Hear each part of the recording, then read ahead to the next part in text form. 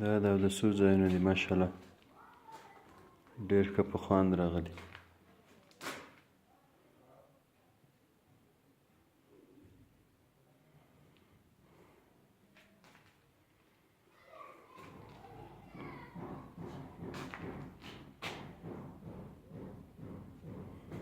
دا به دلته نلکۍ کې ولګېږي دا چې به اودسونه دلته پرې کېږي